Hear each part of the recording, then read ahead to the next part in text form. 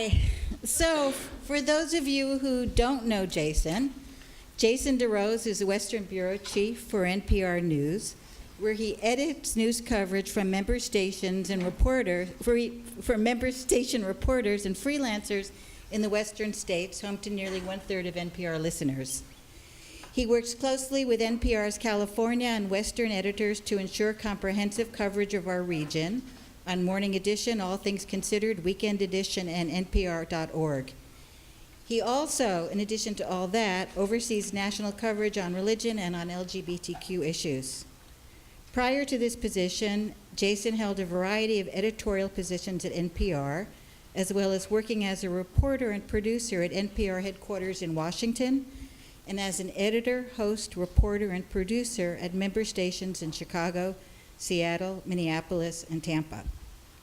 Outside of public radio, he's worked as an oral history interviewer at the U.S. Holocaust Memorial Museum and as a journalism trainer at the International Center for Journalists.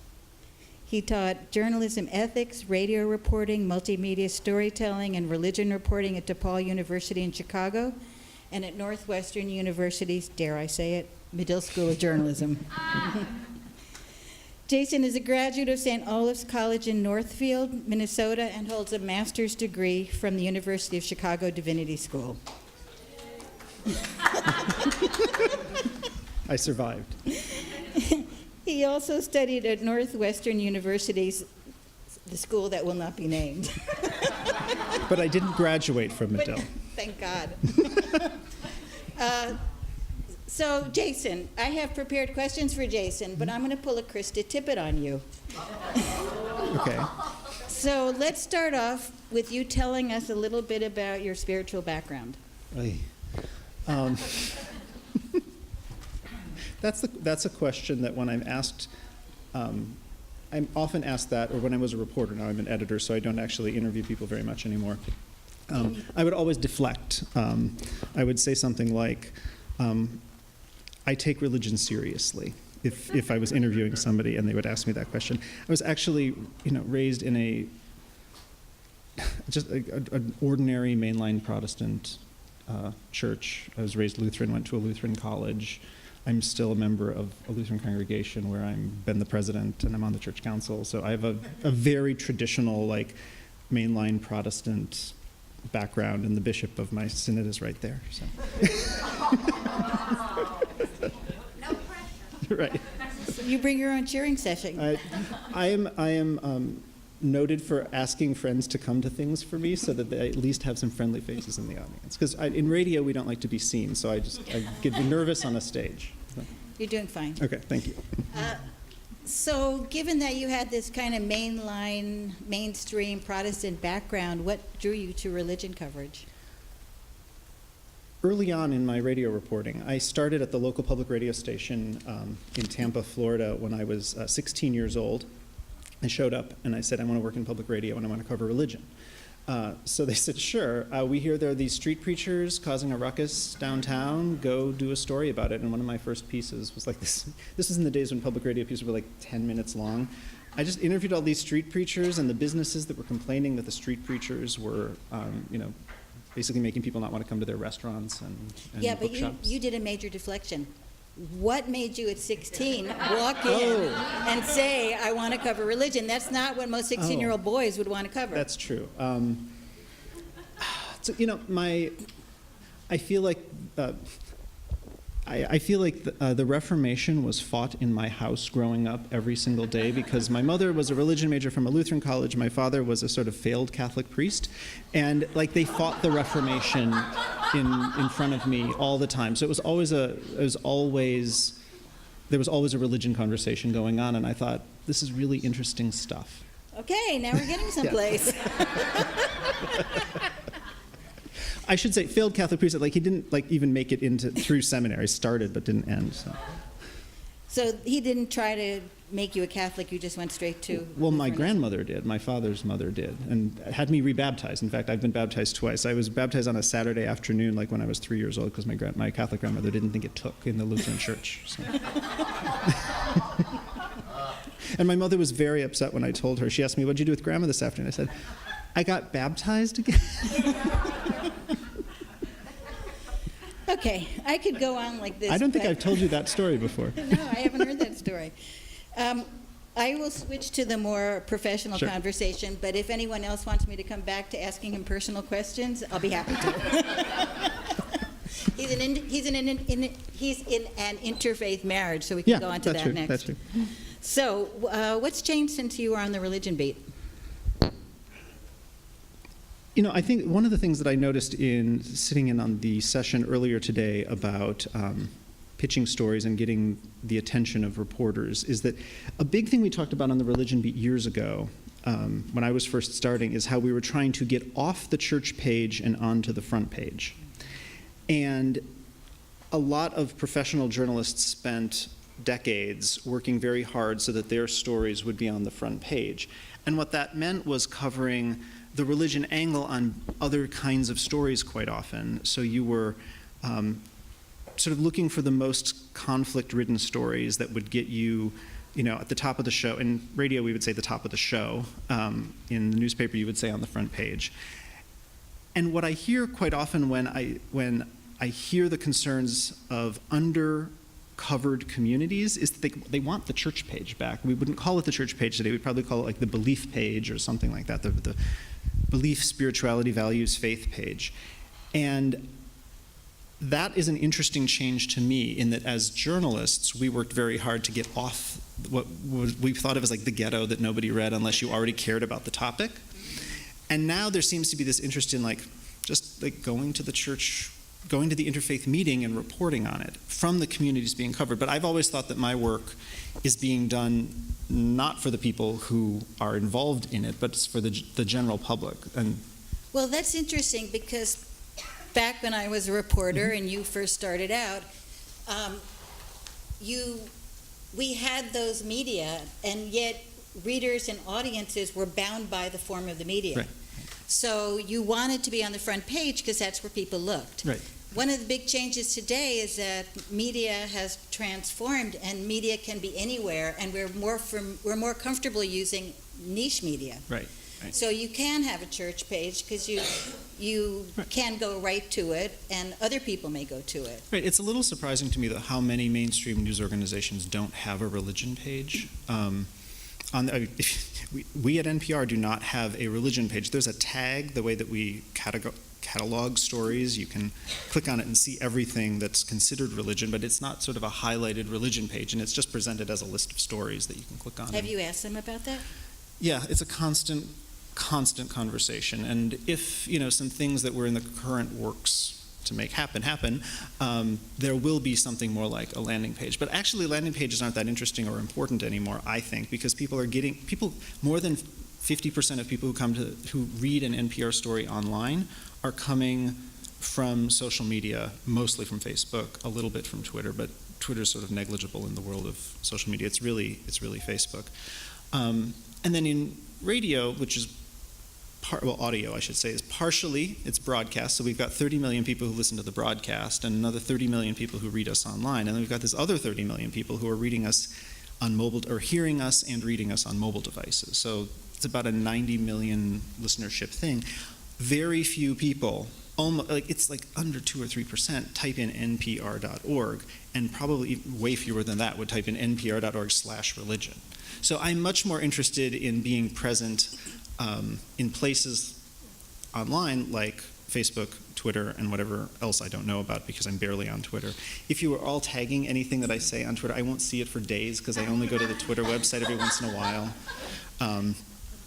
And then somebody might misquote me, and then there'll be this whole hate thing going on with me. This has been my experience at every conference I've gone to. Somebody misquotes me in one of these things, and then like days later I notice that I'm hated online, but I don't really care. Because journalists really shouldn't care if people hate them or not. Well, that's interesting. Given the way people come to your stories, does that influence what kind of stories you're looking for? Given how your audiences are not the traditional NPR audiences, what do you look for in a religion story these days?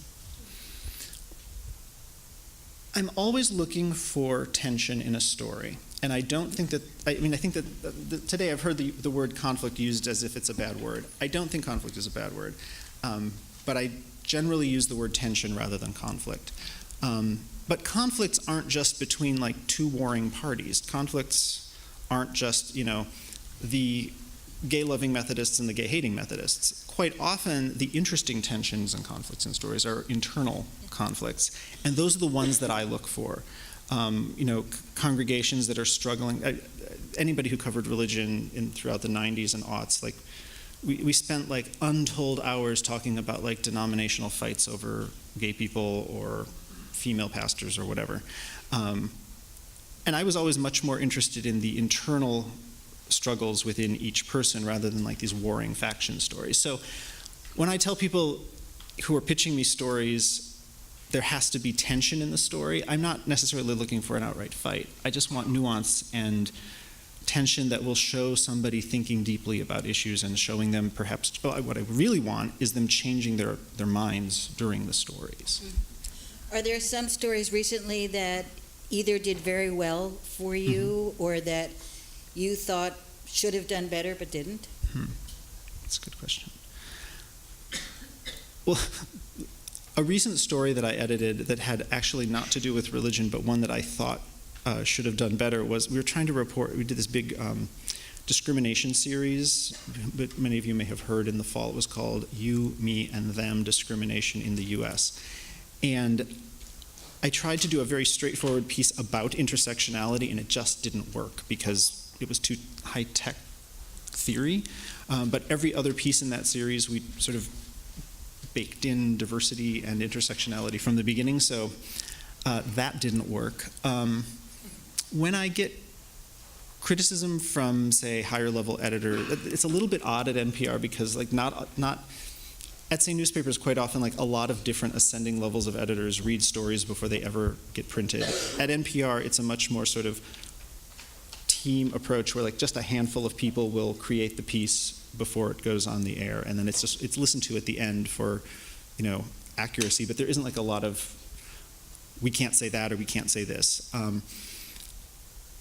Quite often, the criticism that I get internally is there isn't enough, what a sort of current boss of mine says is not enough nodding to the mainstream, because we're trying to interpret small communities to a very big broadcast community. When you're trying to talk to potentially 90 million people, which is like a quarter of the US population, you have to make certain kinds of compromises about what you can explain and not explain there. I think that online, and one thing that I would love to see is on our website, and we often do this, the audio version of the story is designed for broadcast. The way broadcast works is you bump into it, you weren't expecting to hear it, and there it is, and it just has to be interesting from the start, and you didn't know that you cared until you already started listening. But online, you can know that you care before you start reading the piece because of the headline or the art that goes with it. So what I'm hoping to do as we think about creating, various treatments of one topic or issue is thinking of ways to invite the more nuanced approach into certain kinds of digital content. But also, and I think this is what's interesting about digital distribution models right now in public radio, how many of you have heard of or use NPR One, which is like Pandora for public radio? Well, the idea behind that is that, say you like or share a lot of stories that are tagged religion, you'll get more and more religion stories. And then eventually, if we built out a big religion team, we could do various versions of the story that, maybe you heard the 3-minute version and then you wanted more, then you can hear this now. You'll hear this now if you listen to NPR One a lot. Like, is this a topic you're interested in? Click here to hear the 30-minute documentary about this topic. So there are ways to invite more and more people in, but at the end of the day, and this is the tricky part, like all of our revenue comes from broadcast, and so we have to, which oddly enough, our audience in radio is growing, and growing dramatically, and so the money is also growing there, and it also supports everything else that we do because not a lot of the other stuff is making money. It's breaking even, but it's public radio, so all it has to do is break even, but it can't lose money in the long term, right? Because we want to stay around. So you talked about the problems of representing small communities when you're speaking to 90 million people. Right. Well, supposedly about 25% of the country is evangelical. supposedly 25% is unaffiliated, and among those unaffiliated, there are people who are, everything from interesting agnostics and atheists to spiritual but not religious. Right. I bet you do a lot more stories on those evangelicals than you do on those really interesting communities that are harder to tease out, but there are just as many of them in the country. Yeah, I mean, I do a pretty thorough content analysis of everything that we do every year, and it's due January 15th, so I just did it. And about 28% of the stories that we did last year, or I should say 28%, I know that number exactly, of the stories about religion that we did last year that I edited, I should say, because I don't do the content analysis for the Washington desk, which is a whole other kettle of fish in this administration, were about evangelicals. That is pretty close to mapping onto what the population is, so I feel like I got it right. And it's been about that. It's been, in the years I've been editing religion, between 22 and 28% have been about evangelicals. So I don't want to overcover, but I don't want to definitely undercover either, because it's an important part of. So what were the other 70%? 70-some percent. 72%? I have a list here. So just in the past couple of years, these are sort of gleaned from several years, but we did Laundry Love actually 4 or 5 years ago. So if you were in the morning session, we did a piece about Laundry Love that aired nationally.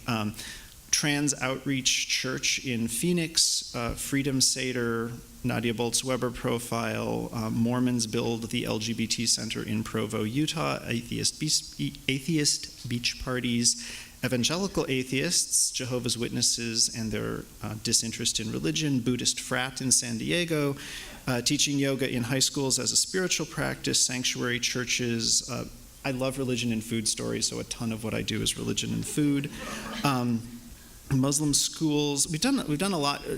Tom Gelton, who is our religion correspondent, has had a particular interest in thinking about sex and sin in different different religious movements. So we've done a series of pieces about that in the past couple of years. My favorite piece from the last few years, and this was a hard piece to get on, meaning I shopped it to every single show, and it ended up on our least listened to show, which is still, our least listened to show has like 1 million people listening to it, so it's not like it's nobody. But it was about Buddhist grieving practices for women who've miscarried, and how that same Buddhist grieving practice has been used for women who've had abortions. And these are women who wanted to have abortions, but say 30 years later felt that they needed to in some way mark that occasion. And it was a really complex story, but also a very hard sell to get on the air, because the feedback from the show producers was, you can't talk about miscarriage and abortion in the same piece. And I said, well, but this Buddhist grieving practice is being used by both groups, and isn't that interesting? But it was too hard for them to hear. It still aired. It was an 8-minute piece that aired, and 1 million people heard it, so I'm not that upset. But it's the difference between, say, a weekend show and a weekday show, and many, many, many more people will hear something on Morning Edition and weekday, all things considered, than will hear it on a weekend show. Do you have any, future predictions for what's going to happen on the beat? Do you have, on the one hand, people say, or let's say religion scholars say, that religion is not going to ever not be around, but is going to be looking a lot different in the next 50 years. Mm-hmm. So I don't want you to plan your coverage 50 years out, right. But how are you thinking about coverage of religion going forward? Do you think you need to tweak what you're doing, or? Yeah, I think we're always tweaking what we're doing. I don't set out at the beginning of the year and say, this is our agenda. What I generally say is, here are a few themes that we'd like to touch on, and that news will just happen that we don't have planned. A few years ago, when we were sort of beginning to report on the rise of the nuns, N-O-N-E-S, I became interested in hearing about, if you're a nun, is that a movement, or is that a lack of a movement? And so I think that that's something that we need to actually spend more time on than less time. Those are very hard sell stories to shows, because the shows don't get them. And frankly, a lot of nuns, I would say that this is a problem of the reporters and the people being interviewed by the reporters, is that the reporters don't quite know how to ask questions about people, questions to people who call themselves nuns, and nuns haven't figured out a way to articulate what that means for them. I mean, it's way beyond spiritual but not religious. It's something completely different than that. It might be a done, like, I did it, it's not that I don't believe anymore, I'm just like, church exhausts me, so I'm not going to do it anymore. I'm a future done, I believe. So. But you have been doing the religion as culture pieces. Yeah, Didn't you do a CrossFit piece? Did I do the CrossFit Or a Soul piece? Cycle piece? No, I did a piece, this was about using Native American spiritual dance as a form of exercise on a reservation, because part of my portfolio is also Native American coverage of Native American communities. So this was it was called Powwow Sweat, and it's an exercise. It's like an exercise video line that people in sort of the confederated tribes in the Northwest are using. So I've done that. I've not done Soul Cycle though, thankfully. I could keep asking Jason questions because I always have questions, but I don't want to be a pig and like take everyone else's chance to ask him something too. Anybody out there have a question they want to aim at Jason? Yeah? Well, I was the future of religion storytelling in mainstream media. You sort of talked around that a little bit, but I would just be curious if you had an opinion about that title of this talk. You know, journalists don't like to be asked what the future holds because we're journalists. A professor of mine when I was in divinity school, Martin Marty, who was a historian of religion, I was in his last class before he retired, so it's like very, but this particular thing that he said, I'm a historian, please stop asking me what the future of religion will be. And I like to take on that phrase from him as well. I'm not sure what the future of religion is. I can talk about the ways in which I want reporters to spend more time with religious communities and not just wait for like something to erupt. You know, I think it's a great idea for people who are covering the faith and belief beat to go to the Interfaith Council meeting. You're not necessarily going to write a story about that meeting. In fact, I always tell people, do not write stories about conferences or meetings. They're incredibly boring. Go to them and get 10 good story ideas that will then be the next year of your reporting. So don't write about conferences. Yes? Yeah. How do you think that radio has changed the coverage of religion? Could you repeat? Sure. How do I think radio has changed the coverage of religion?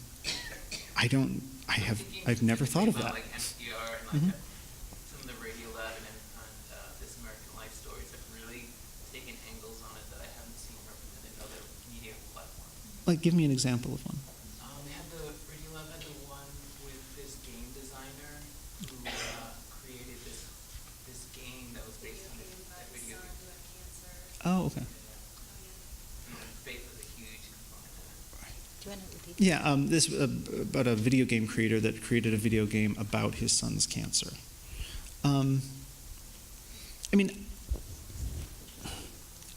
I actually think that radio is an excellent medium for telling stories about people's faith and belief because radio is an incredibly intimate medium. You can hear a sigh on the radio that if you wrote "he sighed" in a print piece, it would be schlocky. You can hear somebody becoming upset on the radio. So I think that it offers opportunities to feel like you've really made a connection with somebody. And I mean, one of the reasons that I work in radio and not in print is that I rarely read things that move me, but I hear things that move me all the time. And I occasionally see things that move me. But I mean, I like reading. I read novels and things like that. But reading nonfiction is not something I enjoy. I don't feel like I am present with people. And so I think that audio, I should say, because I don't really care about the plumbing of whether it's FM or Wi-Fi or podcasting or whatever. I think that audio has the opportunity to tell intimate stories about people's faith and evolutions of faith and conflicts of faith because it is so intimate. It's inside your ear. It also, One of the reasons that it's intimate, though, is that because people don't have to worry about being seen, they'll often tell you things that they would never say on camera. So it has the best of the invisibility of print, but the best of the presence that you can have by hearing the person's voice, how they said it, how they express themselves. But don't you also think part of it is that, especially newspapers have and still do feel the need to be driven by breaking news? Oh, And radio has not had that particular passion or obsession? I think right now NPR is addicted to breaking news. But it's become more so now. But there is a tradition of being able to sit back and do the interesting story as opposed to the breaking story. Right. I mean, I think that we're always struggling. Every show, every All Things Considered, is a debate around the morning editorial meeting, around the planning meetings in the weeks leading up to each show, about what is the balance between breaking news and enterprise work and investigative work and feature work.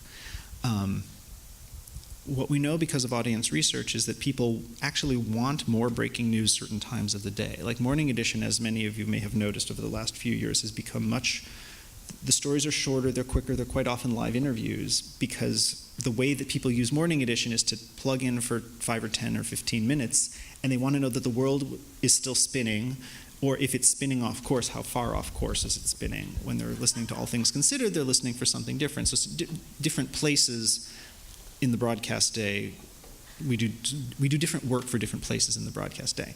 That said, interestingly, in the year, I just mentioned this content analysis, I edited exactly the same number of pieces in 2017 as I did in 2016. It was 253 pieces, which is a lot of pieces. The previous year, it was like 316 pieces. So, there's a lot of content. What I note, I would say that there's a slight shift in what I've done to more short breaking news. For instance, you hear that tomorrow the president is going to issue an executive order on religious liberty. And there's a 9 p.m. conference call for report. This is true. So remember last year when President Trump issued the executive order on religious liberty. So at 9 p.m. he's going to issue this thing tomorrow. They wouldn't give us a text. We covered, I had Tom Gelton on Morning Edition live at 5 a.m. on the East Coast saying there's going to be this thing, but we don't know what it's going to say, but here are a few of the points that we think it's going to make based on a briefing from last night. And then there's this Rose Garden ceremony, and the nuns are brought out, N-U-N-E-S, are brought out, and, and so we do a piece for All Things Considered that night and spots for the newscasts throughout the day. And then at 4:30 in the afternoon East Coast time, the text of the executive order comes out, and it's completely unrelated to what he said was true in the press conference, and completely unrelated to the thing that was said the night before. It in fact does almost nothing. So then we're changing the story for the second feed of All Things Considered. So here was an almost 24-hour long period spent on a story that turns out to be a non-story because it changed almost nothing. And that's time that I didn't spend on other pieces. That's time that Tom Gelton didn't spend on other pieces. I work with many different reporters around the country, and on that day, I probably said to a bunch of people, can't talk now, so those were pitches I wasn't either thinking about or developing with reporters, or edits I wasn't doing elsewhere. Other questions? Yes? A question. I'm an NPR listener. I love this channel. In the beginning, you mentioned about conflicts and tensions, and you said about internal conflicts and tensions. Now, when I listen to reports of Muslims and Islam, I hear that the word jihad is always being used. So the term jihad means the internal struggle of to struggle against your base desires and carnal desires. Would you ever use, when you're describing your internal struggle, as an internal jihad of yourself? Would I ever use it for myself? Yeah, because it seems like it's always synonymous. This jihad is only a Muslim issue. Oh, you mean would I use the phrase jihad to describe an internal conflict in someone who wasn't Muslim, or to describe it in myself. Right. Because it becomes synonymous. I probably wouldn't, but I don't often use the word jihad in stories anyway because I think that it's too fraught, and so I would use a less fraught word like internal struggle. That's how I would handle it. And then personally, like, I'm not a particularly conflicted person, so I personally, I'm actually quite shallow, so. Yes. CNN recently reported that President Trump wasn't really aware non-evangelical Protestants existed. And I know he's not listening to NPR, but do you have any insights as a mainline Protestant about how mainline Protestants can get coverage when the media is obsessed with evangelicals? Wait, but that's impossible. He himself was in a Presbyterian church. Yeah, the pastor came and he was like, "You're evangelical, right?" And the guy's like, "No," and he would seem confused. Well, I mean, he's confused about a lot of things. That's the thing that someone's going to quote and put on Twitter, and my boss is going to call me at 2 o'clock in the morning. Yeah. How do mainline Protestants get more coverage? I mean, I personally feel like I've been trying to cover mainline Protestants less for a really long time because it's a shrinking group. I mean, for instance, like I did actually do a story about a mainline Protestant. In this huge list that I have, I'm looking at it, I have like one.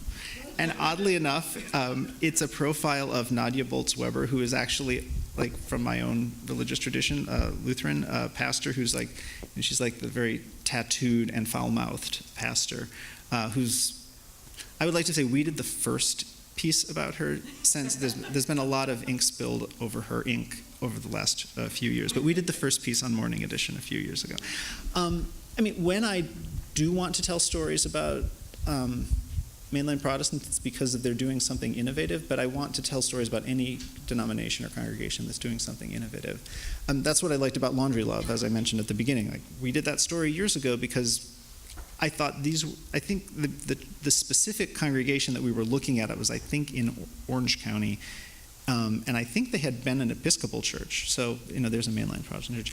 I think that among religion reporters, though, like, we just got really tired of, like, going to those denominational conferences. I'll tell you, I think it was was it 05 or 06, I spent 11 days in Columbus, Ohio, because the Episcopalians were fighting about their gay bishop. It was exhausting. And I got exactly 2 national stories out of 11 days of sitting in that hotel. One because they elected the first female presiding bishop, and one at the end because they didn't do anything about their gay bishop. And so I had to go on to All Things Considered saying, like, they spent 11 days not doing anything about him. So. But, it's sort of a chicken or egg thing, because mainline Protestants have been upset about coverage for the last 30 years. Yeah. And part of the problem is because as news people, we wanted to cover the conflict, so we pretty much focused first on takeovers and then on the gay thing. Yeah, yeah. So we did not look for stories necessarily that went outside that frame. Right. I mean, I think the LGBT stuff is, a broad cultural story that needs to be covered. I think it's actually interesting that it was covered as carefully as it was covered within churches rather than in other places. Well, but come on. What? Because it's the old sin and religion and hypocrisy, and I mean, there was a juicy story. Those are great stories. Yeah, yeah. I mean, But it's not that way in other. I mean, it's not the same in politics or business. Like whether you have I don't think it has the same frisson if we're doing gays in business as it is gays in religion. maybe. And I mean, I think it could. I mean, yeah, I guess I hadn't quite thought. I mean, I think in politics, yes. Maybe in business, no. I was a business editor at NPR for about 18 months, so I didn't do any gay stories in those 18 months. I guess I'm saying, what is our culpability in the problems with covering the main line? I also think that okay. it's to some degree exoticism. Yeah. Evangelicals, to most mainstream reporters, looked exotic. They Yeah, that's sounded true. weird. That's true. So let's cover them because they're other, and we can sort of, Yeah, I mean, I think that's true. The pitches that I get from, say, Tom Gelton, Tom Gelton was also raised Lutheran. There's a lot of Lutheranism in public radio, apparently. He finds evangelicals exotic, and so he's interested in covering them. I don't actually find them that exotic because I've been covering religion for so long, which is probably why I think that's a fairly accurate percentage that I have managed to get on the air, and we do a lot of other stuff as well. like how a Methodist is trying to save their denomination is exotic at this point. Well, yeah, that's true. That's true. I mean, and that's why I do things like the church in Phoenix that it's a UCC church that is specifically set up an outreach to homeless trans youth, and like you go to that congregation, and it's like 30 trans youth in Phoenix, all under the age of 24. That's a pretty interesting That's a good story. Yeah. And we did it. It aired nationally. Where it doesn't air, and I think it doesn't air at the top of the show. It's sort of the feature segment. Right. It's like later in the show, at the end of the show. We try to put like it's a very complicated radio thing, but like in every half hour of the show, you want a lot of different things, and so you want to put some news and some feature and some depth and some joy and some art, and like this would probably be like the depth story. Yeah. You'll also all notice, like when I said the joy, like joy, it's a very sort of mechanistic, like where is the joy in this half hour of the show? And there will be like an email will go out, like, does anybody have any joy? There's no joy in the third half hour of All Things Considered tonight. I always have some joy in my back pocket just in case. I always have a little piece that I can always hand off to a show when they want it. I mean, I think that we as journalists are in part culpable, but I think what we are reporting on is what is going on in the culture. And so if mainline Protestants were fighting about, in the 70s maybe it was female clergy, and in the 90s and early aughts it was gay clergy, that's what we were covering. They were doing a lot of other things. Yeah, I guess they were, and we've covered them too, but like that was the main thing. That was the big conflict within there. Well, that's it. It was Right. a big conflict, but was it the big thing in terms of what they were doing? Well, I mean, the other thing that we were covering that they were doing was dying. Like, I think that like I've covered a lot of one of the first stories I covered in Chicago was like I think it was 7 different congregations, and these were all Lutheran congregations, oddly enough, that were like all closing down and being like consolidated into one thing. So I've covered a lot of dying Protestant churches. That was the other thing that I think they were doing.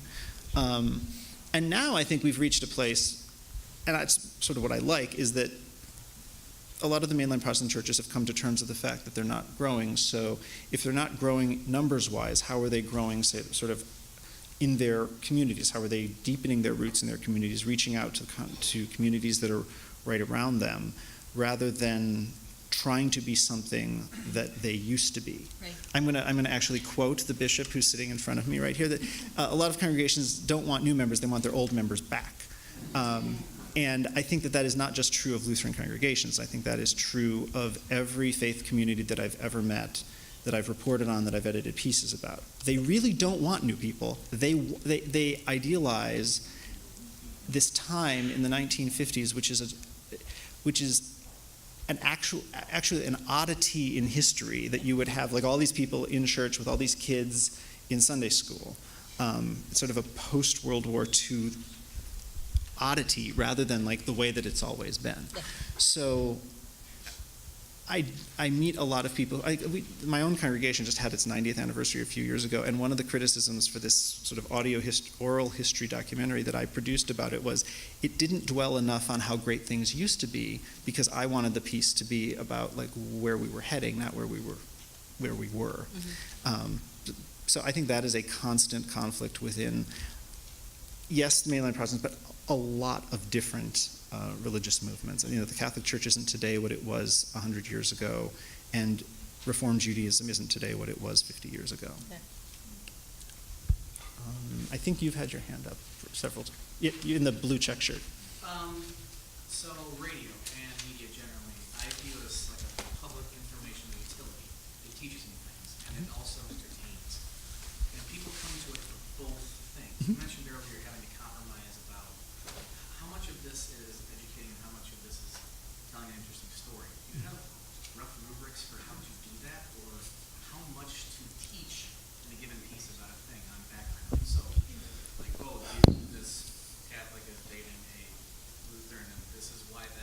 be a problem for the grandparents, not so much now. Yeah. What do you do in terms of like digressing to explain why this story is interesting and how that can teach somebody something about the current year? If you had to split it up.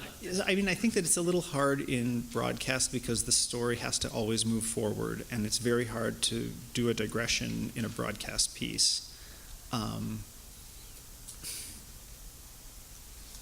So when broadcast pieces fail, it's because they're trying to be about more than one point, but a great broadcast piece has one point to make.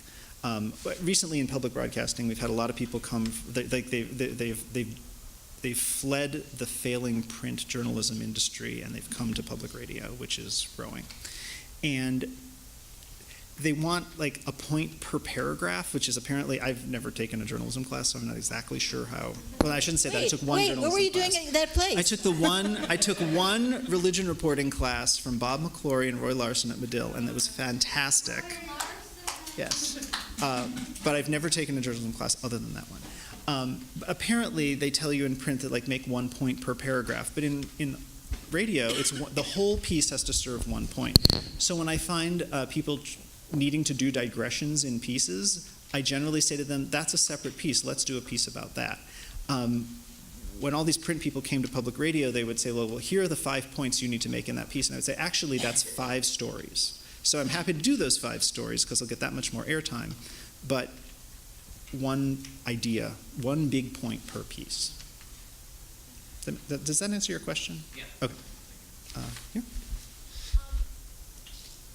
I'm interested in how more and more people from different faith traditions are finding themselves in mixed marriages, right? Interfaith marriages. And I don't hear very many stories about it. So I was in one starting in the mid-1980s, and I didn't know anybody else like me. A Christian married to a Muslim. I didn't know anyone like that. And so I didn't have anyone to learn from or talk to. And I don't hear very many of those kinds of stories out there.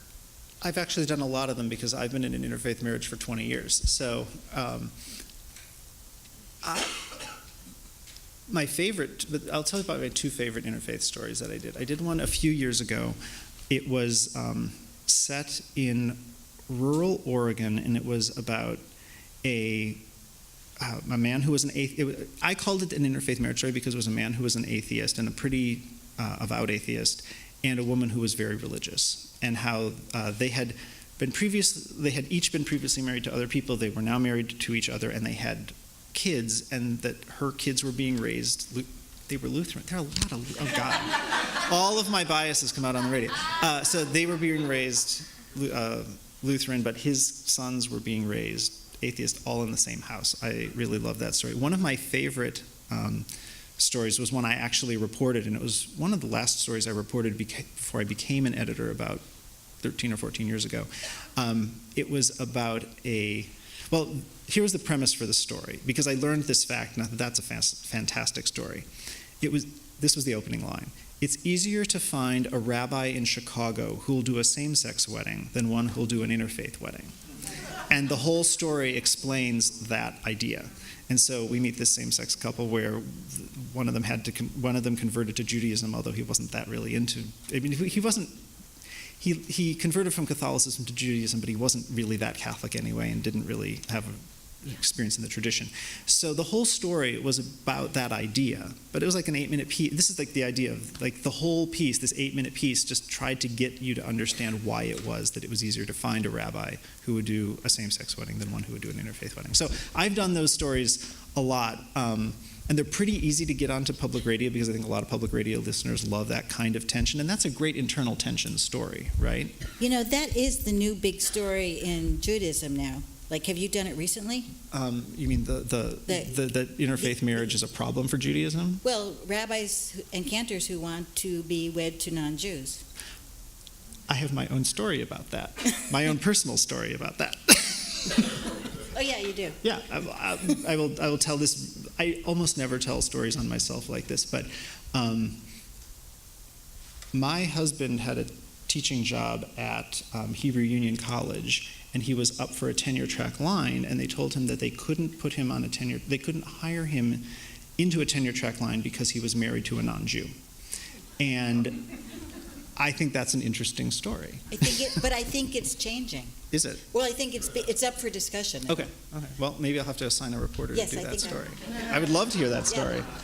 I mean, it's interesting because there used to be this whole, there was a book that came out, I don't know, 10, 15 years ago called Double or Nothing, and it was like this really clear argument that like why you could absolutely not have interfaith marriage in Judaism. So.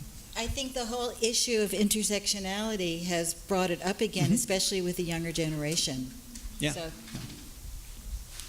Let's see, you in the beret.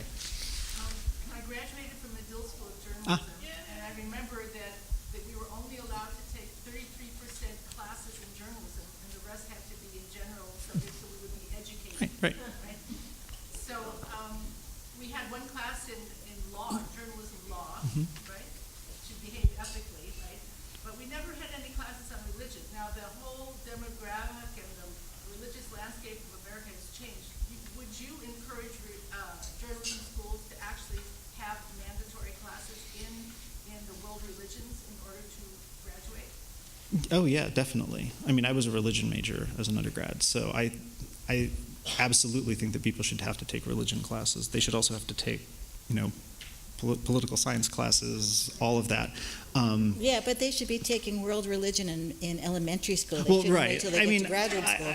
I think it's sort of shocking how illiterate people are about religion in a country that likes to think of itself as a very religious country, but people have almost no sense of a religion outside their own tradition, or even much about their own tradition. Like one of the hardest things as a reporter covering religion was to try to talk to people about their own traditions, and I ended up knowing more about their traditions than they did. You can't really correct them. Like, I'm not going to tell them that that's not, like, actually, the Immaculate Conception is not what you're talking about here. But I end up just not putting them on the radio because I thought, oh, they don't really know enough to talk for this story. Take one. One more question, right here. You're enthusiastically. Thank you. I want to revisit your reference to Martin Marty. Uh-huh. Some years ago, when he was president of the American Historical Association, he wrote a book called A Pluribus Unum, in which he analyzed, he critiqued the breakdown of public space in our discourse in our country, period. There was chasms and people throwing rocks across the mountains at each other. And that was like 10 or 12 years ago at least. That book? Now what's That book's happening? way older than 10 or 12 years, yeah. Now what's happening in our public discourse. And so while this conference has illuminated a lot of strategies and techniques and kind of storytelling agendas, it seems to me we have a more overarching issue about discourse in the culture in general, aggravated in fact or deepened by the changes in media and how people use the media. So we're 500 years after the development of the printing press, which created quite a revolution at the time, and now here we are with a fragmented community of discourse, a fragmented system of platforms and media that are complicating people's sense of what might be an authentic voice anywhere. And lately, the question of an authentic voice is being uprooted all the time. We heard in one of the presentations that young people expect religious institutions to self-advertise themselves because that's how they But what's your question? My question is there a larger problem here that we are not analyzing about the space of discourse in our culture? Rather than saying the future of religious storytelling in mainstream media and religion are caught up in the same global phenomenon. I mean, I don't think crisis of confidence in discourse.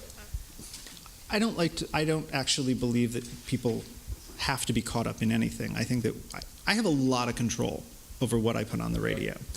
And one of the reasons that I work in public broadcasting and probably would go be a high school civics teacher if I didn't work in public broadcasting is that it's a place where I think we still value civil discourse. And the form of it may change over time. Maybe the interviews got 30 seconds shorter on morning edition, but there's still fresh air with hour-long interviews, and there's still On Being with hour-long interviews. And there are still, new forms emerging, like podcasts, like Kelly McEver's Embedded, which, spent, I think it was 13 half-hour episodes tracing the rise of Donald Trump. It is the reason I work in public broadcasting, is that I believe it is one of the few spaces left for real civil discourse. That is not to denigrate other forms of media, but perhaps I don't know that I have the fortitude to fight that fight in commercial media. I do in public radio, and it's not so much a fight because quite often I am sitting in offices and around conference tables with people who share those values.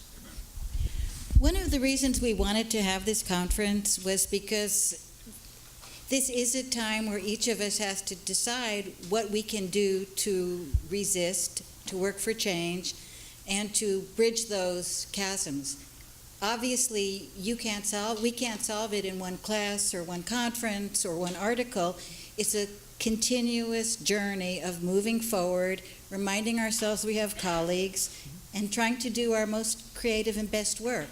And so what you say is partly why we're here today and why we're so glad so many people wanted to join us, because hopefully this will be an inspiration to go back to wherever you are and think about, what can I do to make a difference? With that hopeful, helpful note, Bud, can I turn this over to you? Thank you, Jason. Happy to do it.